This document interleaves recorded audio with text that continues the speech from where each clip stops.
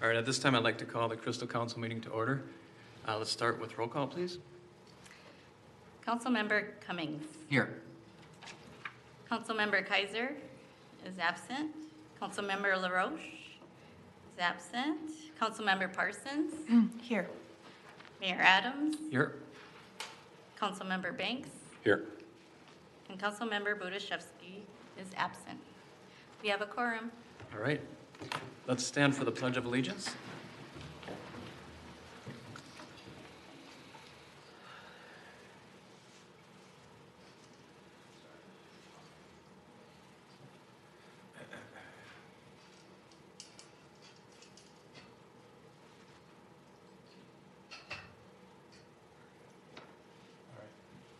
Pledge allegiance to the flag of the United States of America and to the republic for which it stands, one nation, under God, indivisible, with liberty and justice for all.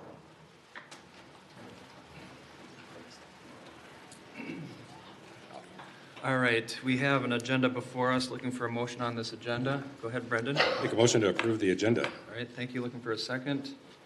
Go ahead. I'll second that. Thanks. All members in favor, please say aye. Aye. Opposed, say nay. Motion carries. All right. First item is an appearance. We have our 4th Judicial District Chief Judge, Toddrick Barnette, here to address the council. So, welcome, Judge. Well, thank you, Mayor, for having me. I really appreciate this opportunity to be here before the council today. I think you have our sort of one-page sheet of the court at a glance. You should have gotten that earlier. Yep. So I'll just kind of run through that. Just to kind of give you some background, I was elected chief in 2020, May of 2020. My term started July of 2020, right in the middle of the pandemic. And so we're at the tail end of that. And so last year, what we tried to do was we tried to get out to the different city council meetings and just kind of give an overview of the court. One of the things that we realize is that a lot of times the court is a mystery to folks. And so we just wanted an opportunity to be before you today to kind of talk about the courts and what we're about and kind of talk a little bit about the structure and then answer any questions, Mayor, that you might have or any of the council members might have. Well, I'll start with, I'm Chief Judge Barnette. I'm the Chief Judge in Hennepin County. And our mission is to provide justice through a system that assures equal access for the fair and timely resolutions of cases and controversies. That was definitely a challenge when the pandemic started. And so we have 63 judges, we have about 12 or 14 referees, and we have over 550 full-time employees. And I bring that to your attention a lot of times because I say that's how many people it takes to make the judges look good. And then also just to talk about that as far as the pandemic and the amount of work that we do. So with that number of employees in the pandemic and talking about our mission and access to justice, you have to imagine that the courts pretty much shut down except for criminal trials. And so like a lot of folks, we were trying to figure out what do we do to provide access to justice. And one of the things was to do remote hearings. And prior to April of 2020, if you asked me how many remote hearings did we do in a month, it was no more than 50. We never reached a number more than 50. And I can tell you today we do anywhere between 3,000 and 5,000 remote hearings a month. So we really shifted. If you looked at April and beyond, you would just see it go straight up, basically. And that's really a testament to our employees who had no idea what to do about remote hearings, but it was a lot of trial and error by our employees who made that happen and made that possible by using Zoom. We didn't know what platform to use. We had never prepared for anything like that. And it was really the employees, not that the judges and other judicial officers didn't do a great job, but it was the employees that really got us off the ground and deserve a lot of that credit. One of the reasons we have such a large staff is that we are the largest judicial district in the state of Minnesota. Although the state of Hennepin County compromise has 22% of the population, in any given year we do about 30% or have 30% or more of all the filings in the state of Minnesota. I think one of the things that people don't know is that we summons, especially for your citizens, we summons about 30,000 citizens a year. That doesn't mean everyone comes down to court, but that's about the number of people we summons. The reason I bring up that number for you is that that number did not change during the pandemic. There were citizens that, for various reasons, had their service deferred or postponed, but there were citizens during the pandemic that still continued to fulfill that service for us to keep the courts going.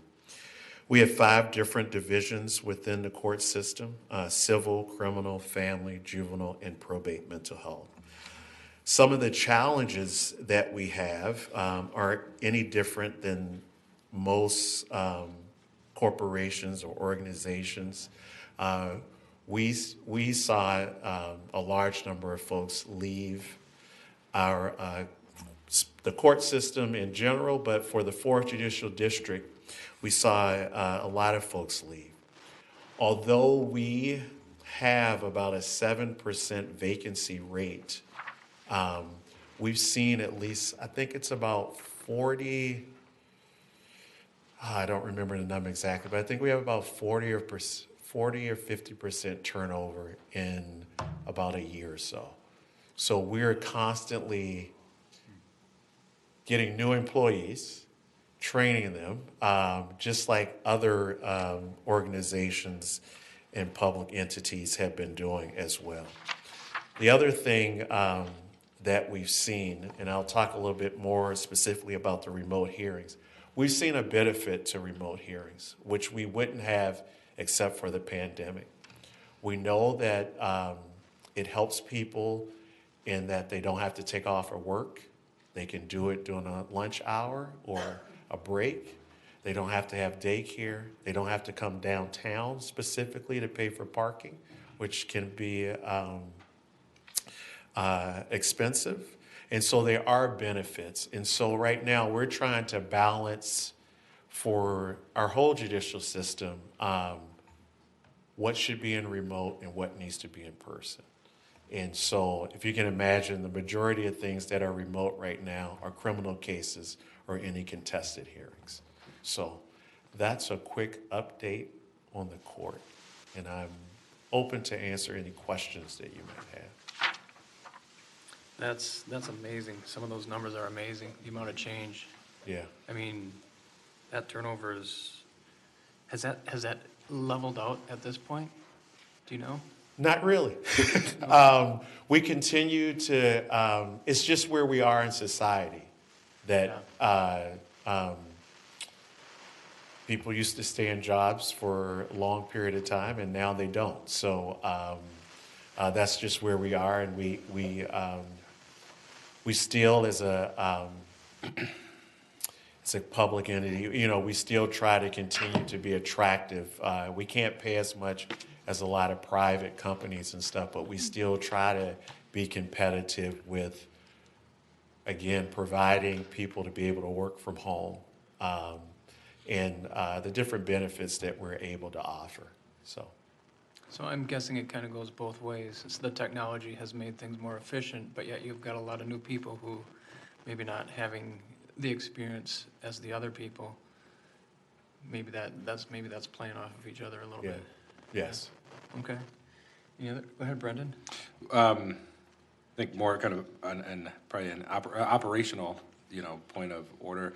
Is it something that's been considered or thought about? Like, has the physical traffic of people be not coming, right? has that like spurred the conversation of, do we need this much space, right? Which, you know, if you can reduce overhead to then reinvest that into, you know, human, you know, resources versus physical resources. I don't know, has that been able to play out yet, you know? As So far as- not so much for us. So as you can see from the document that we gave you, that one-page document, criminal is the bulk of the work that we do. So a lot of those hearings have to be in person, right? We can't really change that.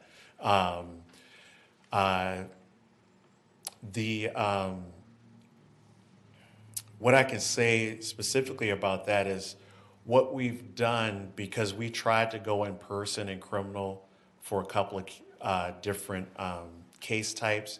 If you think that we had a lot of our misdemeanors and gross misdemeanors not be in person, so that's been remote for a long time. So we, because of I think it was Delta first that prevented us from opening up early, and then Omicron. So we had to phase those courthouses in. So we had to phase in Ridgedale and Brookdale and then our downtown location. What you might be surprised about is that when you talk about the criminal cases and criminal backlog, on Zoom, we can only do probably about 60% of what we can do in person. Okay. So the reason why is the resources of people that we have to have behind the scenes. So normally you come into my courtroom, I don't have to put you in a breakout room. You go in a conference room or you go in the hallway.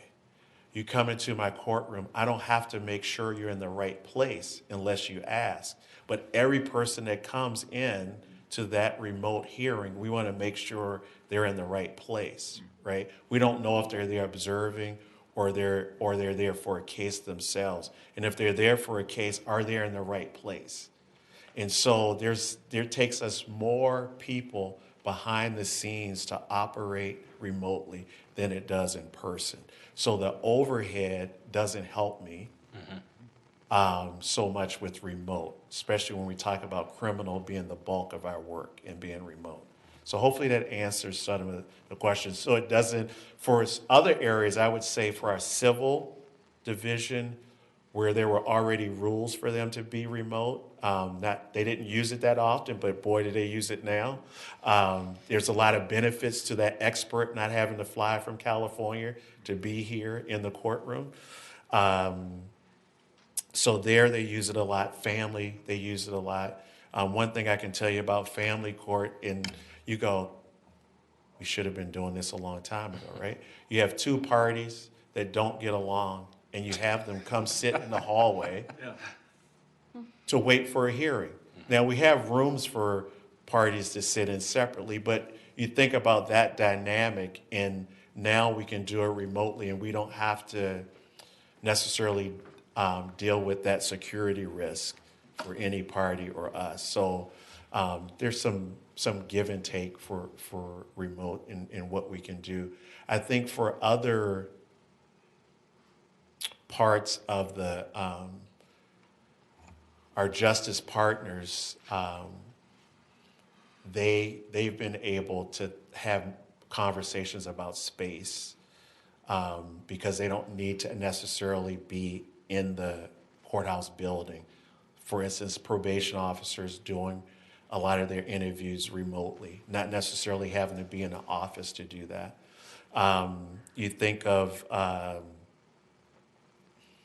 our psychologists having to go to a facility to do an interview. They can do that remotely. So our conversations about space is more usage, but it doesn't reduce our footprint in the building. So, Thank you. yep. So you talked a little bit about backlogs during the pandemic. Are we clear of those, or are we still sorting through that backlog? Here's where we are. You hear a lot in the media, or you probably heard a lot of talk about the criminal backlog, right? And so if you look at our numbers, there's not really a backlog in 2020 or 2021, right? If you look at the cases that are in the door for our year, I would say that we're behind where we should be or where we would have been with this number of cases prior to the pandemic. So I think we've done a lot of work with the backlog and really focused on those older cases. And that's, and now I would call it, we're doing catch up, right? We're trying to catch up to where we need to be. And it's not so much in criminal, it's not so much the felonies. We're doing really good there. It's now we're having to concentrate on a lot of our misdemeanors and gross misdemeanor cases that we need to catch up on. They're too old. And so recently I've put out some sort of directives or how we're going to deal with that. And we'll see. It started on Monday. So that's one area of backlog. You know about the housing court eviction moratorium. So there was a while where we were not doing, statewide, not doing any evictions due to the pandemic. And so we are,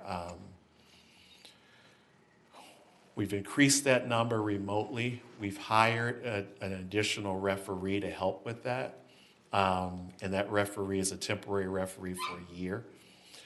And we're trying, this is another area where we could do more in person than remote. And so we're going to try in January to go in person. And we'll see if we can catch up there. That is a backlog in our housing division. Probate mental health, if you can imagine, pandemic, a lot of deaths. We're getting back to a good level in probate mental health. Okay. Other questions?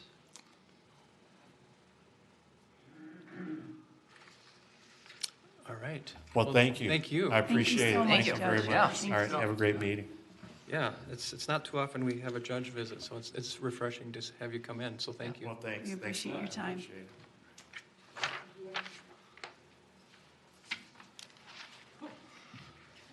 All right. Next item on the agenda is the consent agenda. I'll read that into the record at this time. Approval of minutes from the following meetings: the City Council regular work session from November 10th, 2022, special meeting on November 15th, 2022, regular work session from that same date, and then a regular council meeting on that same date, and then the City Council special meeting on November 16th. And then the next item is approval of the list of license applications submitted by the city clerk. That list is on a file in her office. And then adoption of a resolution accepting donations, and an adoption of a resolution designating 2023 polling places, and then a resolution for establishing yield control on 54th Avenue North and Quail Avenue North, and then approval of an appointment for Rita Enders to the Blue Line Extension Business Advisory Committee, and then approval of the appointment of Ryan Johnson to the Blue Line Community Advisory Committee, the CAC, adoption of a resolution authorizing the execution of Healthy Tree Canopy Grant Agreement with Hennepin County, and that is our consent agenda. Looking for a motion on these. Olga? I make a motion to approve the consent agenda. Okay, looking for a second. Go ahead, John. I can second that motion. All right, all members in favor, please say aye. Aye. Opposed, say nay. Motion carries. All right, next is open forum. I don't have anything related to open forum. Is there anybody wishing to speak during open forum? That's separate than the city tax conversation. Anybody wishing to speak during open forum? All right. Seeing no one, we will skip by open forum. Just a reminder, since we have some people here that normally aren't here, that's a time for you to address the council. It's in public, you know, it gets aired over the city on Channel 12, and it's just an opportunity for you to air your concerns. Whatever the topic may be, you get about 3 minutes to talk, so if you want to use that in the future, please feel free. All right. Next is the public hearing. We'll receive comment and council consideration of a resolution approving the 2023 budget and the 2023 property tax levy. Our finance director, Jean McGann, is here to address the council. Welcome, Jean. Thank you. Good evening. So this evening, we're going to walk through the information for the 2023 budget and property tax levy, and we're going to touch a bit on the proposed 2024 budget as well. Before we get going into the numbers itself, though, we do want to talk about the overall objectives of the 23-24 budget. The objectives are to maintain the current service levels with minimal impacts to residents and taxpayers while meeting the council's 4 priorities. Provide sound financial planning for a 2-year budget that ensures continued core services. This is the second time that we have developed a 2-year budget. And we also want to continue to fund the future capital needs, including parks and streets. We'll continue to monitor economic changes, and we also need to provide competitive wages and benefits so we can retain the quality people and continue to provide the effective and efficient services to our residents and businesses. So as we look at the goals of the City Council, the goals are to have a thriving business climate, strong neighborhoods, sound financial policies, and a welcoming and inclusive community. As you are looking at this particular screen, I'm going to move that up a little bit. There we go. We think it's beneficial to see budget over a number of years. So on this particular slide, we're sharing the 2021 adopted and 2022 adopted budgets, as well as the 2023 proposed and 2024 proposed. Now, this is just the general operating budget. Property tax levy impacts more than just the general fund, and we'll get into the overall property tax levy here in a moment. So for the general fund in 2023, we are looking at revenue and expenditure increases of 6%. There is work to be done on the 2024 budget. So at this point, we are projecting an 8% increase in revenues and expenditures. However, we will continue to work through that this next year to refine those numbers.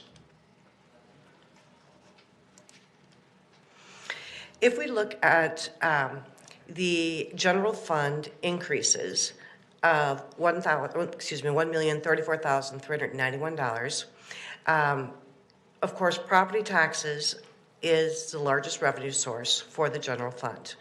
Property taxes in general support about 76%. The other modifications as listed there are relatively minor compared to the overall property taxes.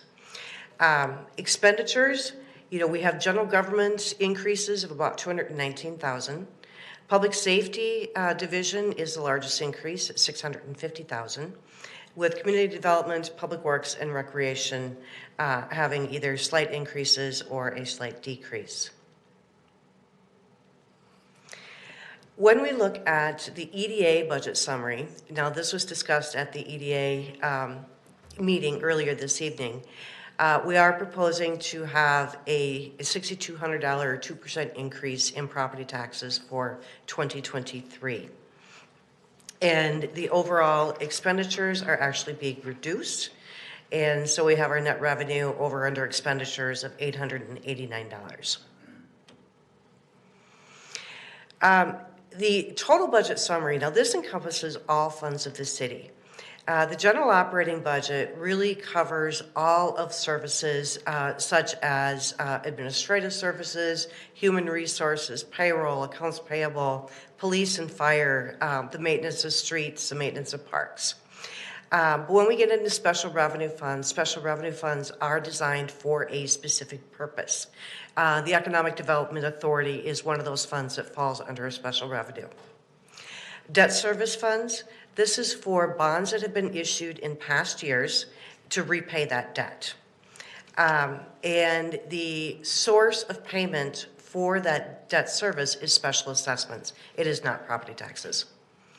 We also have capital project funds, and this would include things such as the park capital fund, the street capital fund, and we also have a police revolving fund for some specific equipment. Enterprise funds, those consist of our water, sewer, stormwater, and streetlights. Internal service funds are funds that service the entire government entity, and the internal service funds that we have are fleet, buildings, and information technology. If we look at what has impacted in 2023, we have an increase for capital funding through the property tax levy of $275,000, and this is specifically pointed towards park improvements and street improvements. There was a change in the formula for local government aid, and so Crystal did experience a $425,000 loss in local government aid from the state. Of that, $175,000 impacts our general operating budget. There was also $2.2 million received from ARPA dollars, or the American Rescue Plan, and that was dedicated to the police department facility. We have our West Metro Fire District, in which they had increases of $115,000. In addition to that, we're experiencing increases in workers' compensation and other like liability insurance premiums. There was about a 13% health insurance increase that will be split between the employer-employee share. So as different union negotiations are being settled, we'll get that figured out. We have cost of living increases so we can continue to retain employees. And then if we look at other increases, purely inflation, diesel prices are about 50% more than what they were the prior year, with regular gasoline being at about 27% higher. And there are union contracts, not all of them are settled at this point. As we look at 2024, as I said, there is work to be done on the 2024 budget. At this time, though, we are looking at cost increases for potentially increasing one staff person in our utilities division, adding a crime analyst position for the police department. We have to remember there are 3 elections in 2024, so there will be some increased costs allocated to that as well. We have the planned levy increases as we have in 2023. And the insurance, whether it's health, whether it's work comp or liability insurance, we can always anticipate increases there. Other potential impacts is that there is conversations going on legislatively in regard to local government aid. And so we are very hopeful that there could be somewhat of a return. We are hoping that we will have all of our labor agreements settled. We're hoping that investment rates will continue to increase, as for the last several years they have been really terrible for what the city is allowed to invest in. We're looking at property tax impacts and also the potential increase in permits. Now, though, we are going to play a video so that you can see exactly how property tax levies are determined. Living here in Hennepin County has many benefits. We have beautiful parks, thriving cities, successful businesses, farmland, libraries, good schools. Enjoying these benefits is possible because of the support provided by property taxes. Property taxes are determined as part of an annual cycle. This video will look at each step in the cycle. The first step in the property tax cycle starts with determining values for all property in Hennepin County. Assessors look at your property to determine the likely sales price in a competitive and open market by comparing it to sales of similar properties. This is called estimated market value. Assessors also determine the property's tax classification based on how the property is used. Changes in your property's market value, the values of properties around you, and the property's tax classification all influence your property tax amount.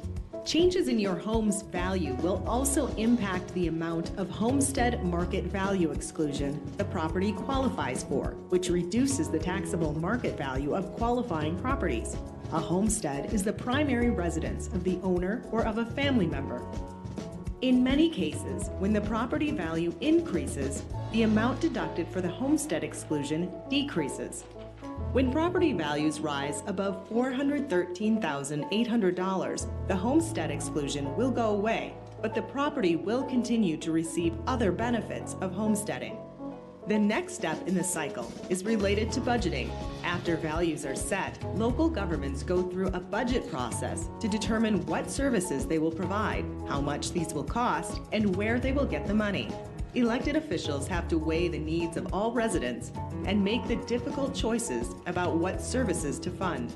Each county, city, school, and special taxing district has its own budget and determines its own part of your tax. Your total tax is the sum of your share of all those separate tax levies. Once the budget process is completed, each taxing district determines how much property tax they need to levy. The property tax levies are the responsibility of the community as a whole, and the value and classification of your property, your piece of that community, is used to determine your share. To understand how the valuation and classification impacts your property taxes, you need to know how your property's value changed in comparison to all of the other properties in your area. The county auditor uses levy information from all taxing jurisdictions to calculate your estimated property taxes. The estimated tax amount for your property is provided on the Notice of Proposed Property Tax, mailed in November each year. After taxing jurisdictions finalize their budgets at the end of the year, the county auditor calculates the final property tax bill. Final tax statements are sent in March, with payment for the first half due on May 15th and the second half on October 15th. After you pay your property taxes, the county distributes the funds to each local government so they can support parks, libraries, schools, roads, and transportation, and everything else that makes Hennepin County a great place to live.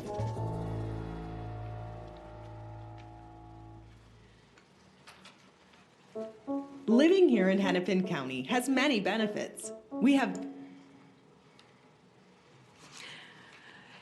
That just kind of gives an overview of how property taxes are calculated. One of the primary areas that is misconstrued many, many times is the fact that a city determines what the property tax levy for the city should be. However, the school district and the county do go through the exact same process. So when people look at their property tax bill, many times the first thing they think is, I live in the city, and goodness, look at what this property tax increase is. However, it is important to look at each different taxing jurisdiction to see what the impacts of the levy are. So as we look at the proposed property tax levy for 2023, Crystal is proposing a 9.5% increase. The general levy is up by 8.25%. And then with our capital improvements levy going up by $275,000, the EDA levy by $6,200, which equates to an overall 9.5% levy increase. It's important also to take a look at what adjacent cities' levies are. Now, as you see, highlighted in yellow is Crystal at 9.5%. Brooklyn Center is proposing 6.9%, Brooklyn Park at 10.5%, Golden Valley at 11.3%, New Hope at 4.5%, and Robbinsdale at 10.6%. And you can also look at if you look at the third column from the right, we're looking at the levy per capita numbers. And when you look at that, Crystal falls, right about in the middle, with Golden Valley being at the highest and Robbinsdale being at the lowest by about $13. And this is just... Can I ask a question Yes. on that chart? Can you go back? That just includes property tax. It doesn't take a look at any of the other ways they raise money. This is only looking at the levy, the property tax levy per capita. It does not include anything else, such as like franchise fees, special assessments, or anything of that nature. Yeah, okay.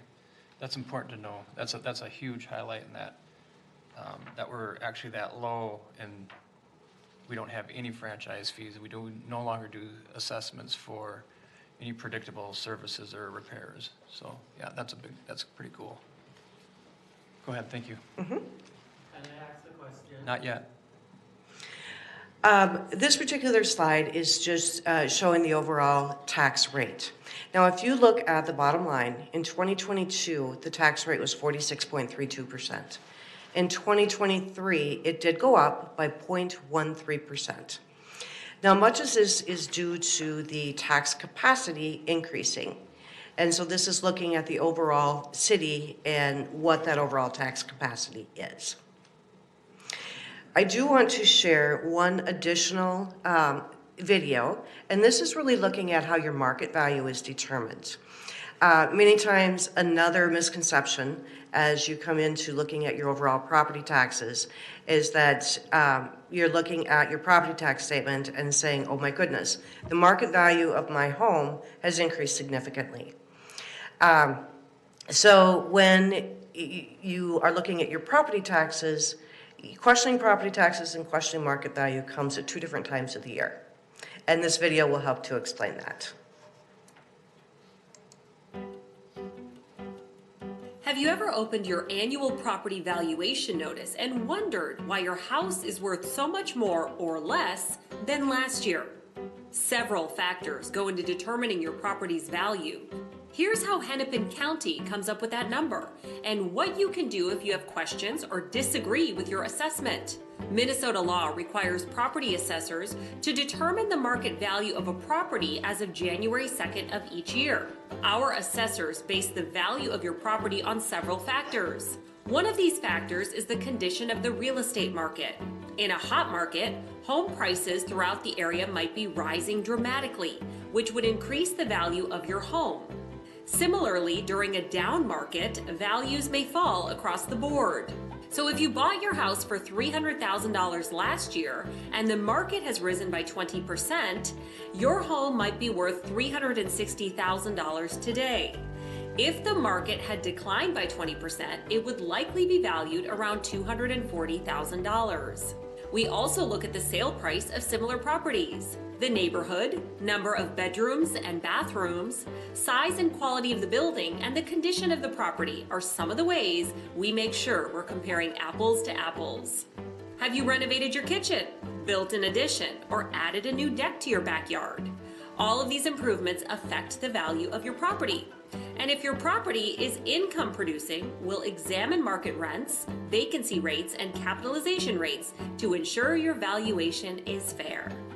In early spring, you'll receive a valuation notice in the mail telling you what the assessor's office estimates your property is worth. Our mission is to value and classify property uniformly and accurately. But what if you disagree with the valuation? Maybe you've done some research and found similar properties selling for a higher or lower price. The first step is to call your assessor. That might be someone in Hennepin County's office or a person who works for the city you live in. Their number will be listed on your valuation notice. Usually calling your assessor is the only step necessary, as many issues can be resolved with a phone call. But if you still aren't satisfied, there are ways to continue your appeal. You can continue discussing it with assessing staff or attend a local Board of Appeal and Equalization meeting. Each city in Hennepin County chooses which option is available to property owners. Check your valuation notice to find out what's available to you. You can also attend the County Board of Appeal and Equalization meeting. Information for attending this meeting can also be found on your valuation notice. But if your city offers local board meetings, you must attend that first. If your city offers open book meetings, you are not required to attend before going to the county board meeting, but it's still advised to call your assessor first. Finally, if none of that resolves your issue, you can appeal to the Minnesota Tax Court. It's important to know that the assessor's office does not levy property taxes or collect them. While tax setters and collectors use our valuations, they're just one factor in the property taxes you pay. Our goal at the Hennepin County Assessor's Office is to determine the value of properties fairly, accurately, and equitably. We take great pride in doing that every year.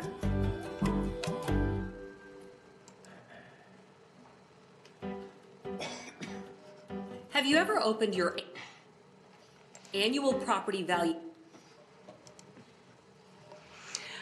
So, impacts to your overall property taxes. The taxes are based on assessment values from 2022, so it's always a year behind. We are seeing significant increases in taxable market value. Right now, they stand at about 14%, and there is a shift of the increase to residential properties, and we have an increase in the levy for Crystal as well. If we look at the 2022 market value changes, you can see on this slide here, if you look at a residential single-family home, that's at that 14% we mentioned. However, if you look at commercial building, that market value change has only been about 1%, or an apartment at 8.3%. This is just to show a comparative as to how market values have been changing. If you look at the market value distribution within the city of Crystal, 82% of the estimated market value does go to residential property, with the next largest component being apartment buildings. There are a variety of property, excuse me, there are a variety of property tax relief programs. There is a homestead credit refund, a renter's refund, there is a special property tax refund. Senior citizens can go into a tax deferral program. And all of these programs, there are additional information available at the Minnesota Department of Revenue. The phone number as well as the website address is listed here. Thank you. That's the end of my presentation. All right. Questions from the council? Comments? Anything? So these videos came from Hennepin County, I presume? Hennepin County developed these, yes. Yeah, I really liked the one that we did in the past. It really kind of highlighted what had been going on like in 2008 and since 2008 and what's happening now with the shift from commercial towards residential and vice versa when that happened. So, yeah, I know it mentioned it. It just mentioned it really fast, and it wasn't quite as focused as the one we had last year or 2 years ago, however many years ago it was. But yeah, I'm sure we'll be talking about that more tonight. Any other comments? Yeah, go ahead, John. I just had a question. If you knew what the age would be for seniors to be able to qualify for the tax deferral, how old would they have to be? I believe that's 65. 65, okay. Great, thank you. Mm-hmm. All right. Seeing no other questions, I think I'll move forward to the public hearing. At this time, I'd like to open the public hearing for testimony, and this is an opportunity for you to address the council in relationship to taxes, and we'll receive comment. The council will be considering the resolution approving the 2023 budget, the property tax levy, and the Economic Development Authority tax levy. So with that, I have two people who have given me yellow sheets who wish to speak. If you are interested in speaking, please grab one of those yellow sheets up over here and fill out the information on top. Other than that, I'll get started with the people we have. Steve Gardner, would you please step up to the podium, state your name, your address, and go ahead. Mayor, Council, Steve Gardner, 4801 Maryland Avenue North. So I did a little research here, and 9 years ago, my city part of the taxes was $685, and now you want $1,177.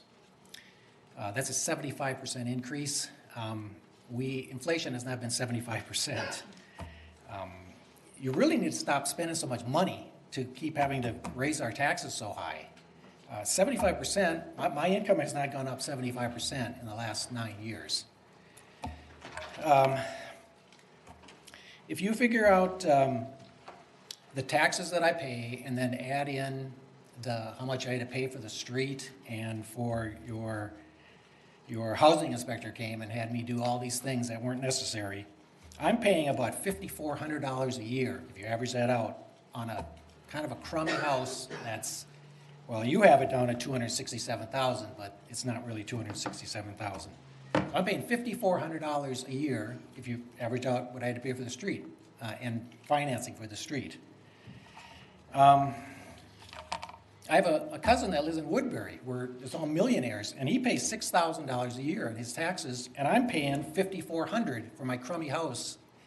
I like Crystal, it's a nice city, but $5,400 is a lot of money. In the presentation, it said that our values are going up 14%. Well, I looked on Zillow, and they have 2 to 7% for our increases because of, the mortgage rate has now gone up to 6% or whatever, so our values are going down a little bit because of, people aren't buying because of higher interest rates. There should be 5,000 people here. They should be interested in how much money extra money they're gonna have to pay. There's 2 people, or 5 people, whatever. What I'm guessing is that those 5,000 people really trust you, that you're gonna be doing the right thing. The last time I was here at the meeting, I talked about how the assessor who came to my house told me right to my face that somebody in the city of Crystal pressured him to put higher values on our houses. And I then contested that, and my value was lowered $35,000 because he had the wrong value on there. It wasn't apples to apples. It was apples to, I don't know what it was to. It's a lot of money. We have inflation going on. It's hard to struggle. We're struggling, paying our bills. Everything's more expensive. Diesel and gasoline, look at that. So we really need to stop spending so much money so our taxes don't keep going so high. At the last meeting, the police chief thanked you guys for the $16 million building. All that money came from us taxpayers. That's a lot of money. That's why our taxes keep going higher and higher and higher. And we have so many other bills to pay. But you just keep raising and raising and raising. Well, that's pretty much all I got to say. I'm going to go home and start packing up the house because I won't be able to afford to live here if you keep going higher and higher and higher and higher. I guess thank you very much. Thank you. Yep, thank you.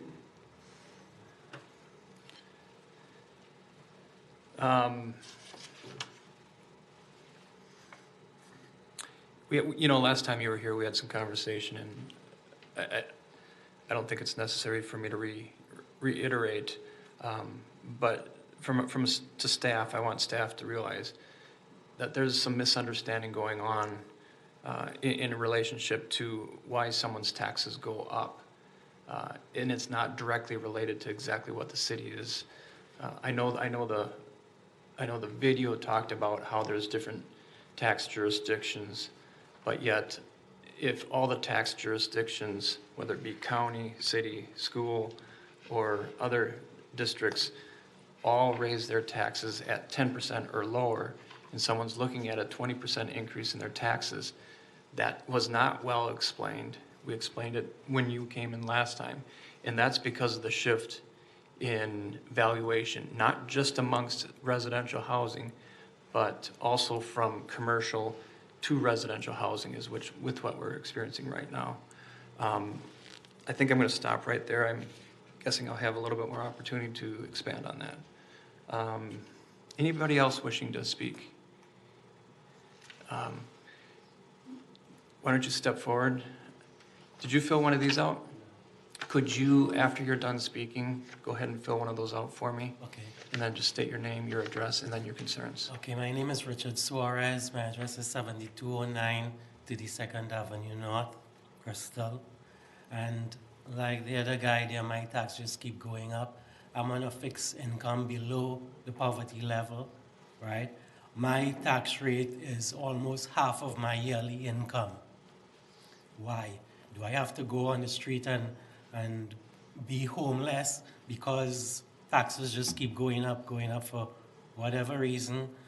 Plus, the biggest point here is my house needs repairs that I couldn't afford to pay. I need a new roof. I can't afford it. A new siding. Inside my house has mold. I can't afford to do anything about it. So my house actually is valued way lower. I'm sure more than $100,000 lower than what it is assessed for. It's assessed for $340,000. It's valued, actual value, if somebody come and value it, it would be a lot lower than that. I'm 66 years old. On a fixed income, I cannot afford that. Thank you for your comments. I would really encourage you to get in contact with the assessor and have them take a look at that more closely. Hopefully they can make an adjustment on that one. Just don't let it lie. Go ahead and do that. I think you'll benefit from it. Yeah.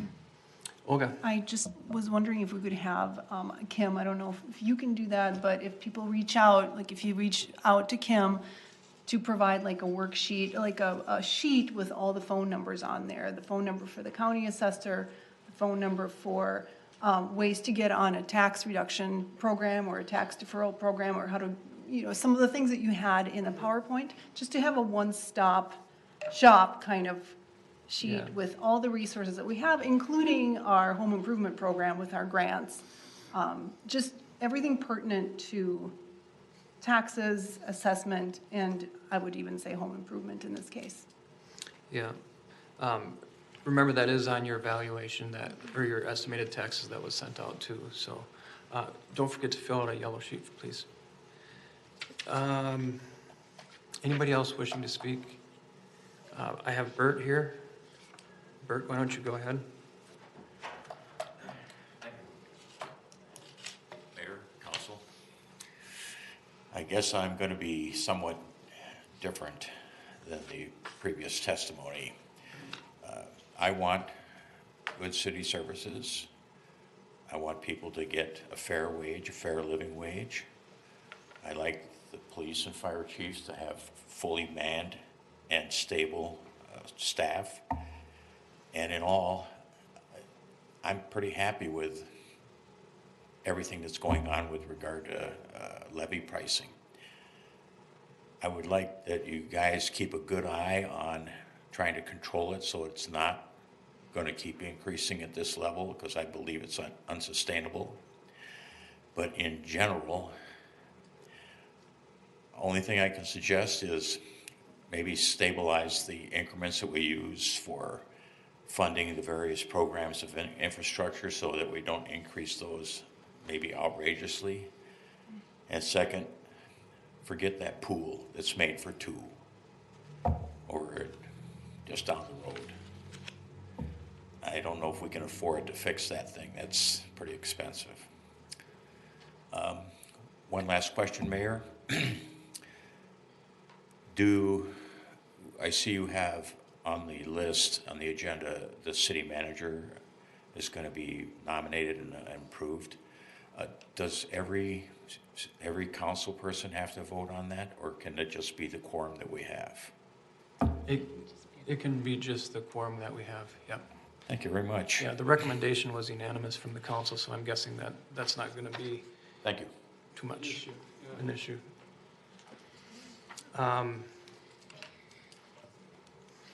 Something. So another comment I wanted to make when it comes to assessments, it used to be the policy of Crystal to assess for street reconstruction as well as maintenance on the streets. Even though there's people still paying on the streets that they've had reconstructed, we have stopped that practice since, I think it's 2016. Is that correct? Do you remember? That is correct. That is correct. At this point in time, that is on budget. One of our goals is to be as transparent as possible with all the expenses that we have. So everything that we're charging for is either going to come via utility charge or it's going to come on your property tax. And we won't have franchise fees coming on any of your utilities. That's just an indirect way for people to tax. Cities all around us do that to help subsidize their income. We don't, and the reason we don't is because we want you to see it all on the tax bill. I was referring to that a little bit earlier. On assessments themselves, we are funding any future street reconstruction or utility work underneath the streets with all those fees. So it's very transparent. We don't have anything hidden, and our numbers aren't skewed like some of the other cities around us. I think it's really important for you to remember and understand that. So that's all I have. Is there anybody else wishing to make a comment? All right, go ahead.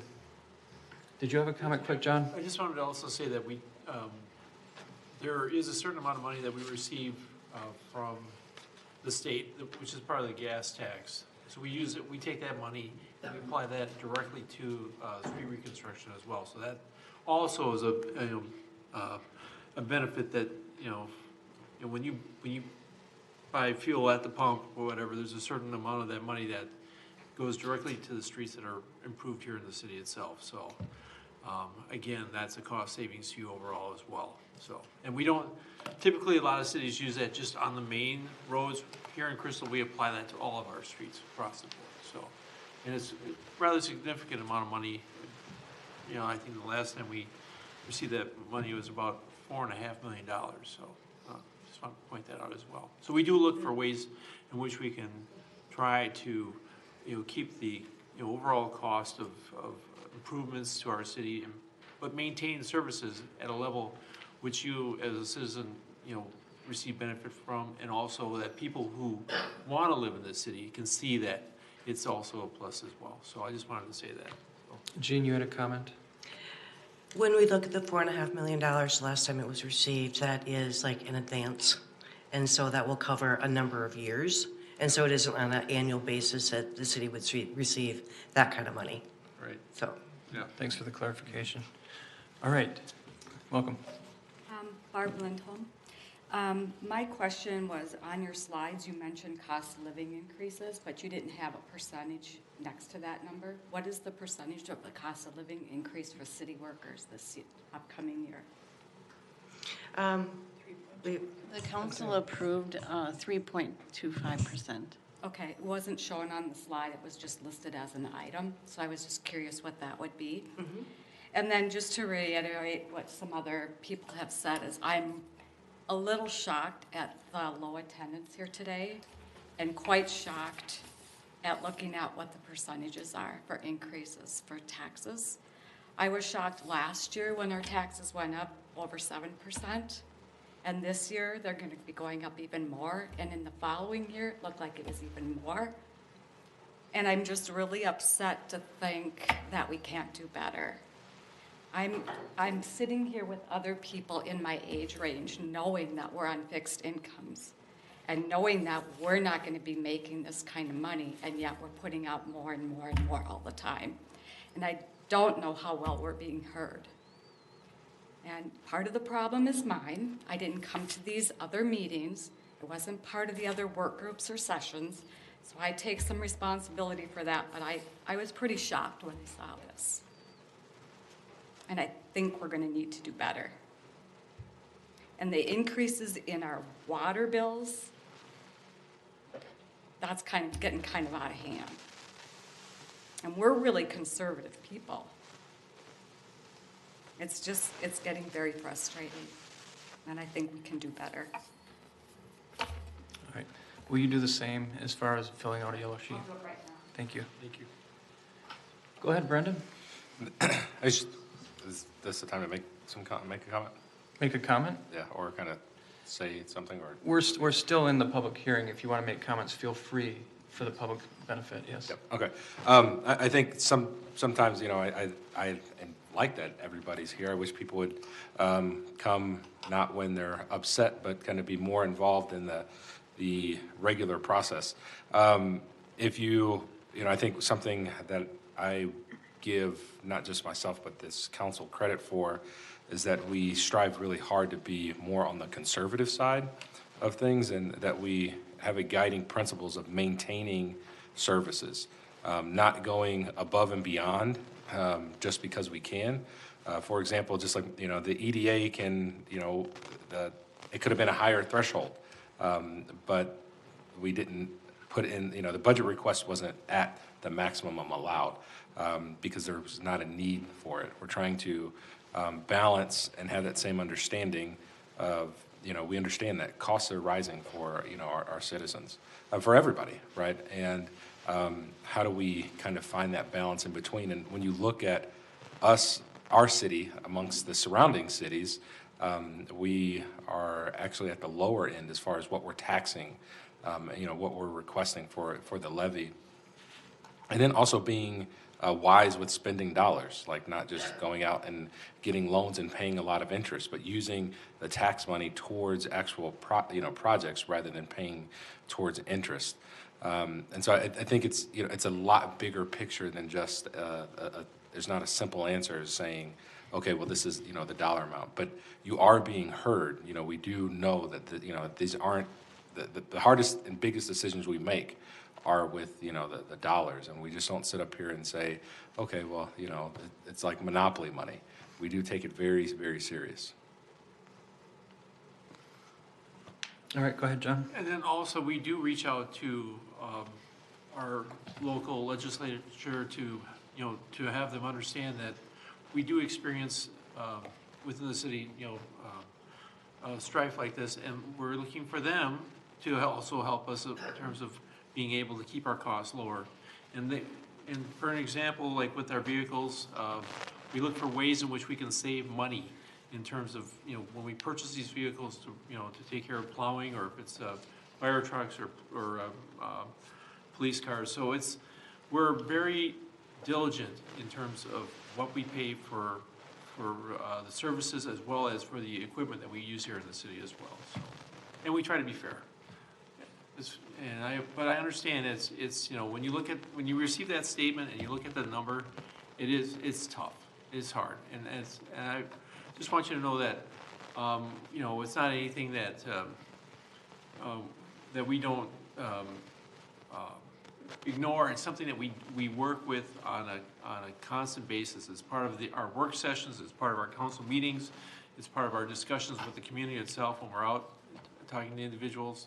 So it's something that we're concerned about, and it's not anything that we take lightly at all. So, and I'm very appreciative of individuals coming here to talk to us, to tell us exactly how they feel. And likewise, going forward, not just this meeting, but every meeting beyond this, we discuss it among ourselves. We're concerned about the impact on our community and on the people that live here. So thank you very much. So I'd like to make a couple comments too. A gentleman named Bert is here today, and he testified today. He's here on a regular basis. He's the only person in the city of Crystal who is here on a regular basis. It's important that you take city government into your own hands and to show up, or know people that are showing up, and have conversations. When many years ago, many years ago, 6 years ago, 8 years ago, something like that, we added a public hearing because it was, we always have our budget meetings in August, and then September we do our preliminary amount that we're going to be raising. And then there was really no conversation unless the council initiated that conversation until this meeting today in December. So there was a period of time there in the fall where staff would try to adjust to whatever the council is saying. And there's really there was no input from the citizens. We've added a public hearing in October. Remember that date in October. Pay attention in September to see what has come forth. And October is the time where you can come and get ahead of the game and see what we're doing, and run us through the gambit at that time, or say, give us your blessing, whatever it looks like. I mean, we see both sides from Bert. He's sometimes it's supportive, sometimes it's not. It's important for you guys to know that your voice is welcome here, and we want you to be heard. Is there anybody else before I go on too long? I want to know, does anybody else wish to speak? Okay, one more. Go ahead. My name is Marilyn Gonzalez. I live at 5542 Maryland Avenue North. I actually am only here in person because I couldn't get the link to work last week, and so I was surprised when there were so many people in the room.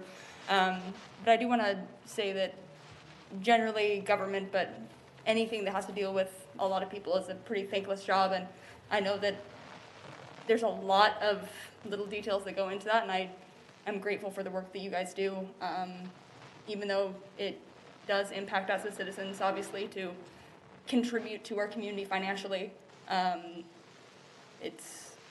it's no easy task what you've been asked to do, and I'm grateful for the work that you do. I just want to be another positive voice this evening.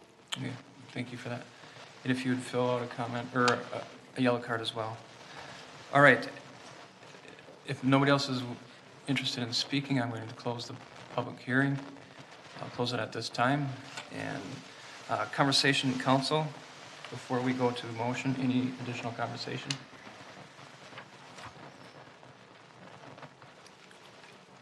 Nope. All right. I do have some comments. When we did the preliminary budget, I voted no on the preliminary budget. And the reason I voted no was because I thought it was too high. I'm going to vote no again tonight.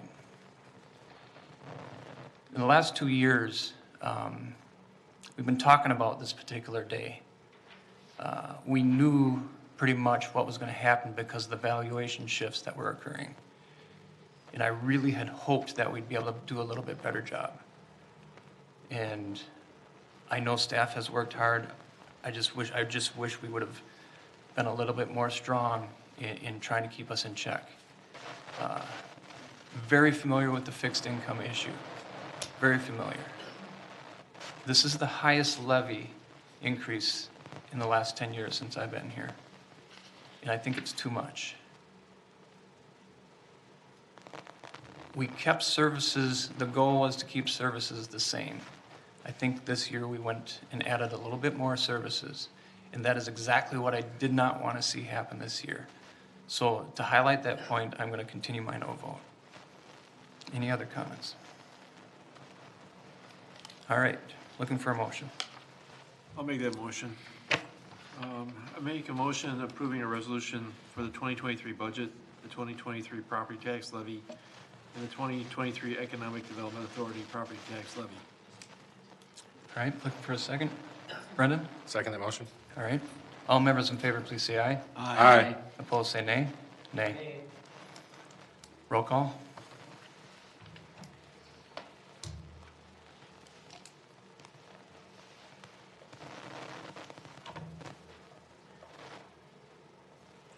Councilmember Parsons. Aye. Mayor Adams. Nay. Councilmember Banks. Aye. Councilmember Budashevsky. Aye. Councilmember Cummings. Aye.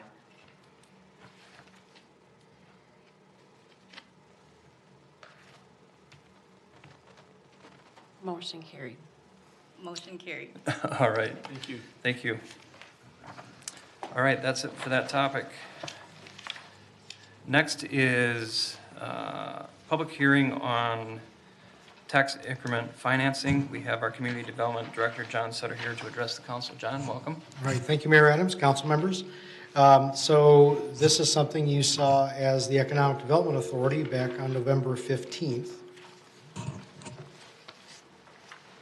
As you know, Sand Companies has received zoning approval to build a 4-story, 58-unit apartment building on the vacant lots at 5240 West Broadway.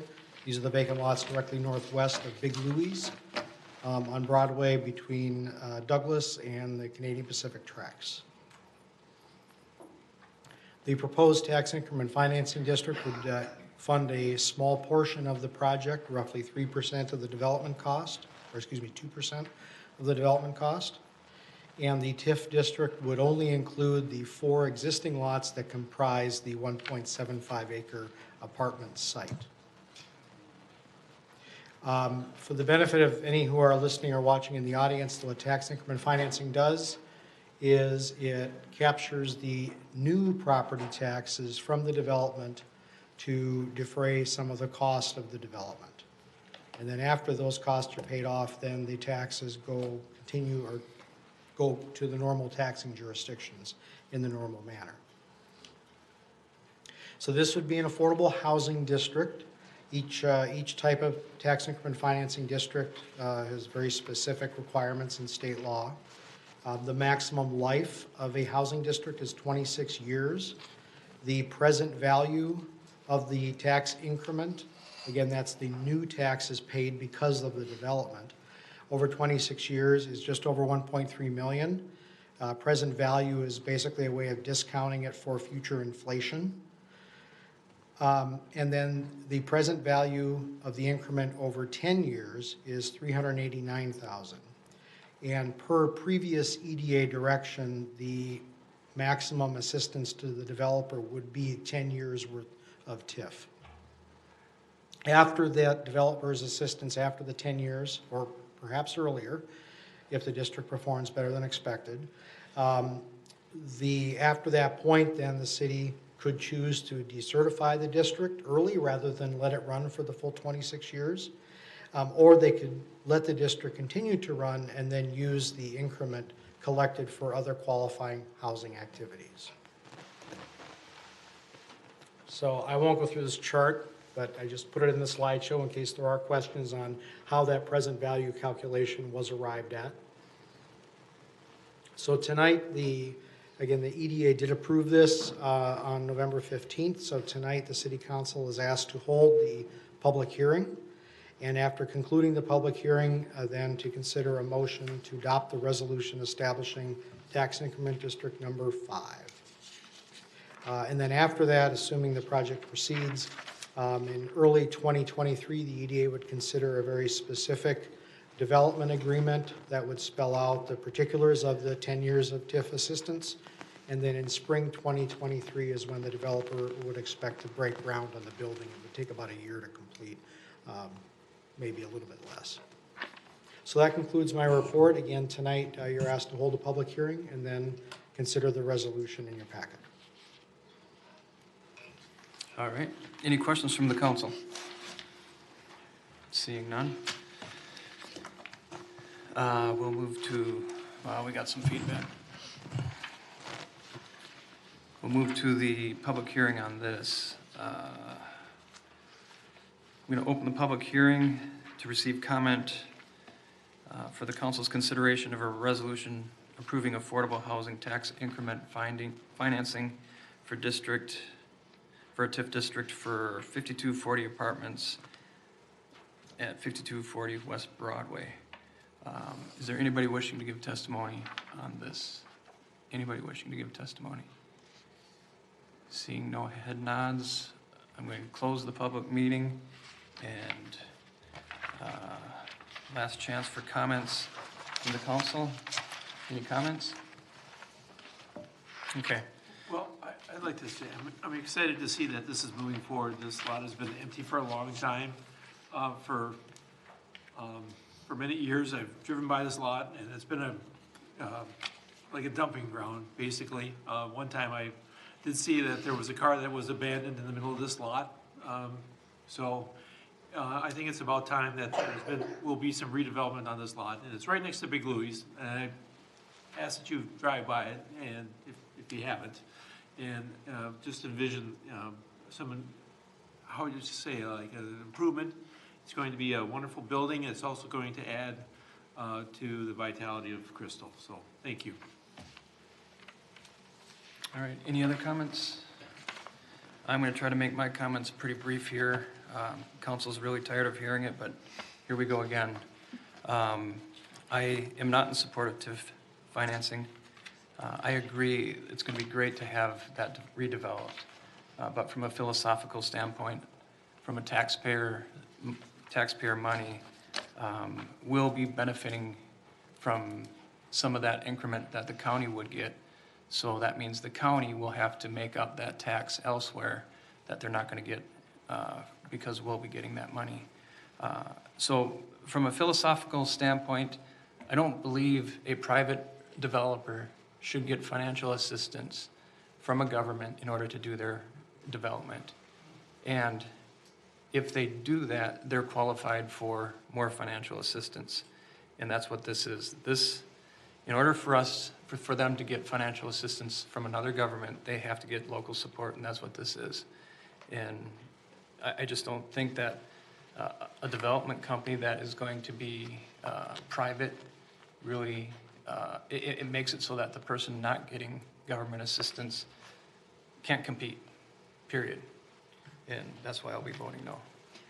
All right, Olga. Really quick, I have the same mindset as you, Mayor, and especially knowing how the Kavanaugh rents have been for people who live there and how frustrating that's been and how affordable housing in the future, long-term, seems to not deliver, especially for residents here. Right, we have a lot of people Overall, I think the system is not ideal, so. not working. Yeah, we've had fixed income people there now grumbling about their rent increase. Go ahead. I think to give clarity to kind of what you were saying, it's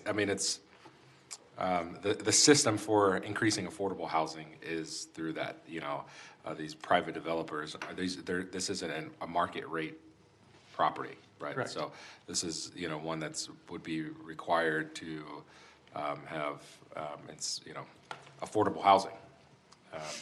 Whereas, market rate, companies, developers don't qualify for TIF. Correct. And so I think that needs to be clarified, I guess, to people listening. I know we have a difference of opinion on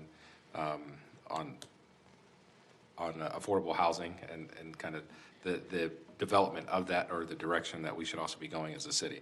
But I just wanted to make that point clear. Okay, cool. When it comes to market rate, we don't have a lot of market rate in the city of Crystal, so our gap in the types of affordable housing in Crystal is not that of affordable housing, it is that of market rate. And that's another reason I don't support it, is because what we need in Crystal is actually market rate buildings. I always use the example of Edina. You guys have heard this one too, sorry about that. Their gap is affordable housing, so anytime they have a development in Edina, they put in some affordable housing units, a certain percentage of it, and they're able to capitalize on government money. That's a city that probably is least in need of assistance. And when we try to put in market rate housing here, there's nothing we can do to help fill that gap in Crystal from the government perspective. So again, a system that's not quite working how I think it was intended to. All right, any more comments? I know you guys don't want to hear me talk about that anymore. Motion. You make a motion. John. I make a motion approving a modification to the redevelopment plan for redevelopment project number 1 and a tax increment financing plan related to the establishment of the tax increment financing district number 5, DeSand. All right, looking for a second. David? I will second that. All right. All members in favor, please say aye. Aye. Opposed, say nay. Nay. Nay. Roll call, please.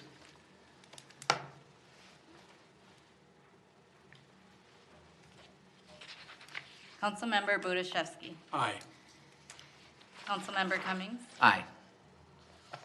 Councilmember Parsons. Nay. Mayor Adams. Nay. Councilmember Banks. Aye. Motion carries. Motion carried. Awesome. Thank you. All right.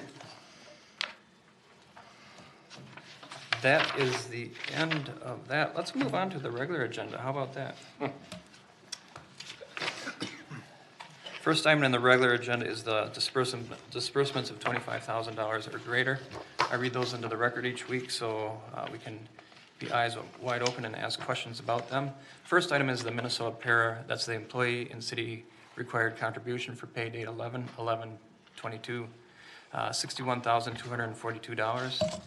Mission Square retirement for contributions to employee RHS accounts for pay date 11/11/22, $29,189. IRS for electronic, EFT PS, that's the electronic function, for the federal and FICA withholding taxes for 11/11/22. That's the pay date, and for $66,010. Golden Valley Joint Water Commission for September water costs, $189,225. Kraus Anderson Construction for the new police station, $30,656. ECSI Systems Integrators for the police station, $62,302. Logis for monthly application support and hosting for network services is $43,107. Met Council wastewater services for December is $142,050.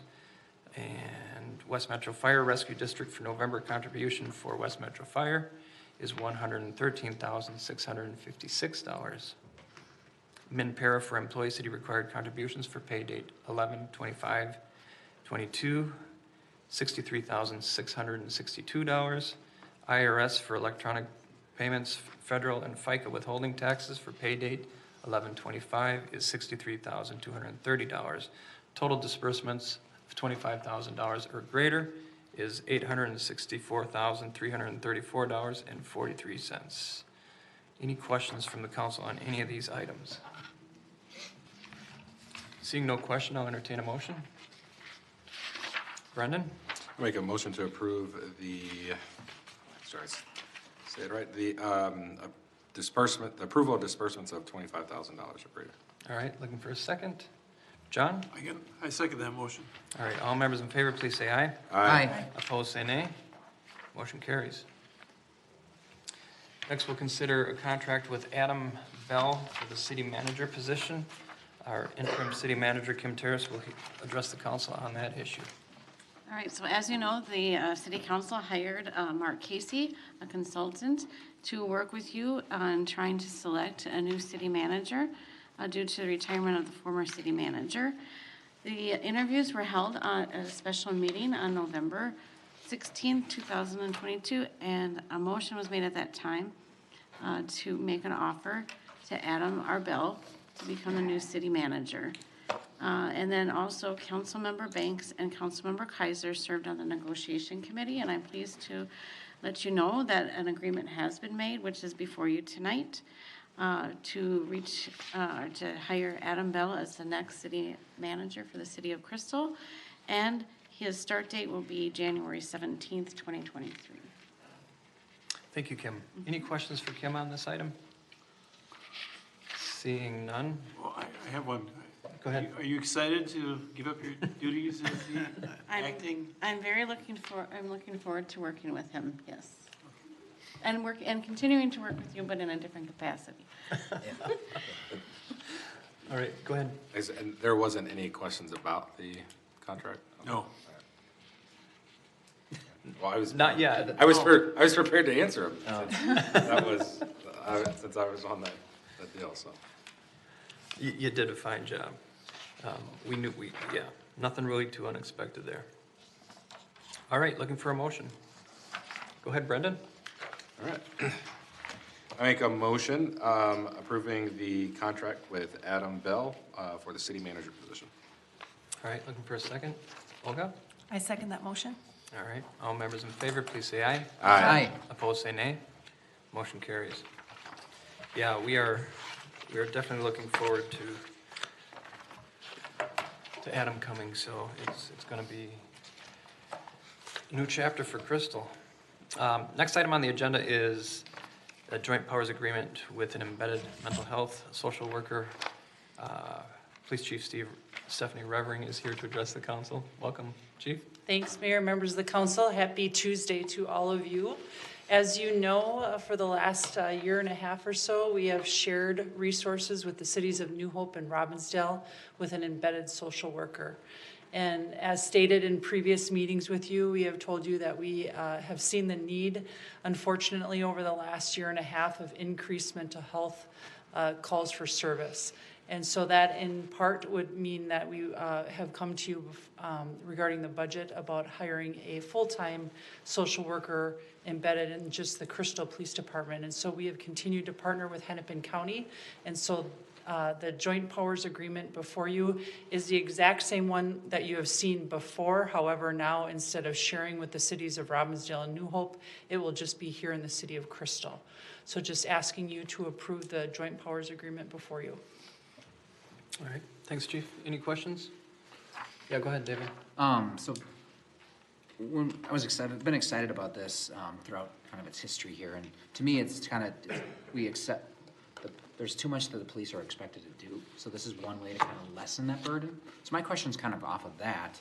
Is there kind of like any talk amongst the department about maybe how this is making their jobs easier, or maybe just how maybe it makes the job easier for folks that are working with the police? Absolutely. So just to make sure for clarification for yourselves and for the listening audience and those in the room, This is not a co-responder model, so our mental health social worker doesn't necessarily go into the squad car with our police officers and go for the calls for service. They are on the back end follow-up. So as I've stated in previous meetings with you, like our calls have increased regarding mental health, and so the social worker then follows up with the person who's in crisis. And that has helped us tremendously in the fact that we have seen a decrease in repeated calls for service, right? We're still seeing several mental health calls for service, but we're seeing a decrease in those that are repeated folks who are in crisis. Oh, thank you. All right, any other comments, questions? Seeing none, motion? John? Make a motion to approve the joint powers agreement for the embedded mental health social worker for 2023 through 2024. Brendan? I second that. All right, all members in favor, please say aye. Aye. Opposed, say nay. Motion carries. Thank you. Yeah, thank you. Next, the council will consider the first reading of an ordinance amending the UDC, the Unified Development Code regarding motor vehicle sales. Our Community Development Director, John Sutter, is here to address the council. Welcome, John. All right, thank you, Mayor Adams, council members. This is something that you may recall seeing before in August and September. This is now a standalone text amendment requested by Premier Motors, who's one of the two properties that would be impacted in a positive way. So Premier Motors has asked us to amend our restrictions on where motor vehicle sales can locate so that their portion of the Botno Boulevard corridor north of Lombardi Lane, that would also include Jack's Auto Sales, which is right at the corner of Lombardi Lane and Botno or Lakeland Avenue, the frontage road, that both of those properties would now be eligible under the text of our zoning code to have motor vehicle sales uses. Currently, we restrict them to very specific corridors in the city, and this is not currently one of them. So right now, they are non-conforming uses, which means they can continue to operate, but they aren't able to expand. With the zoning change, they would be able to expand those uses on their existing properties. One point I should make about Jack's, one of their two lots actually doesn't front on Lakeland Avenue. So in order for them to integrate this vacant lot into the motor vehicle sales operation, they would need to merge their two parcels into a single lot. So that's something they would just need to do at whatever time they decide they want to take advantage of this text change. So here is a map illustrating the commercial corridor on the east side of Lakeland, and it is where the blue arrow is pointing those four parcels, two owned by Premier Motors, two owned by Jack's Auto Sales, that would be affected by the text amendment, and the actual text to be added is shown in yellow at the bottom of the screen. The Planning Commission did review this and hold a public hearing in November. They recommended approval of the proposed text amendment, and no one from the public provided any comments at the hearing or in writing. So tonight, we are asking that you approve first reading of the proposed UDC text amendment ordinance as recommended by the Planning Commission. If you do so, then second reading and adoption would be in 2 weeks on December 20th. The ordinance will be published on December 29th and effective January 28th. And I'd be happy to answer any questions. Any questions from the council? Seeing none. All right, looking for a motion. Brendan? I make a motion approving the ordinance revising Chapter 5 of the Crystal City Code regarding regarding location of allowed vehicle sales.